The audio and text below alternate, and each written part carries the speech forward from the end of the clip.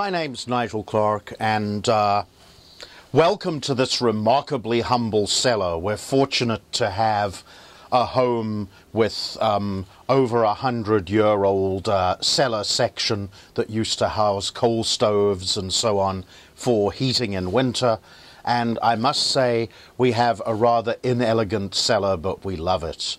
The wine we have here really ends up sitting on the shelf for an indeterminate period of time.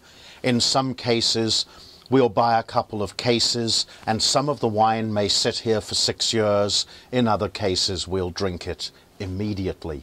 But probably you're seeing a cellar here with something like a 2-year turnaround, and generally speaking, we'll put away a few higher-end wines for a little longer, and on an everyday basis drink some less expensive stuff.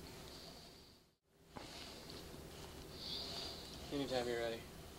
So, Francois, you've asked what kind of wine I like.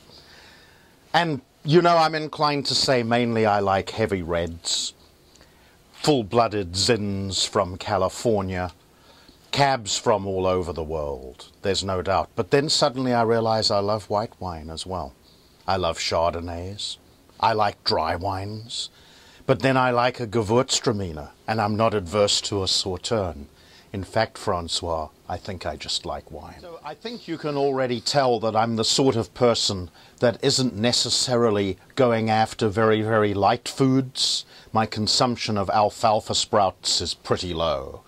I really do like a heavy meal, a good steak with an excellent French sauce, roast beef. But, you know, I'm not adverse to mushrooms, but richly spiced. I'm not adverse to seafood, but it certainly wouldn't be bland. And so you really do need to match the wine to this food, or perhaps more importantly, you need to match the food to the wine.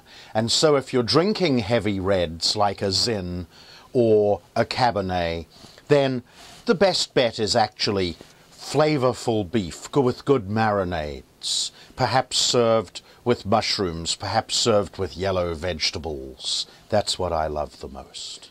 Now, in the heavy reds, a mainstay for myself has always been Ravenswood Vintners Blend Zin. Robust, inexpensive, wonderful value for money. I mean, my attitude is, if I'm not paying for the wine, I'm very happy to go upmarket. But if I'm paying for the wine, this is wonderful. So we could go a little more upmarket. And, you know, this is good standard stuff. Franciscan, Cabernet.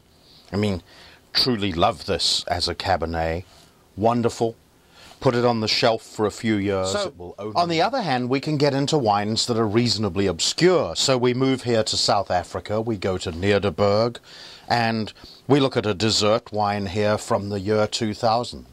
It's not something you'd find on everyone's shelf. Perhaps it might even sit on the shelf too long. But at times you really do need to experiment and not just drink the standard stuff.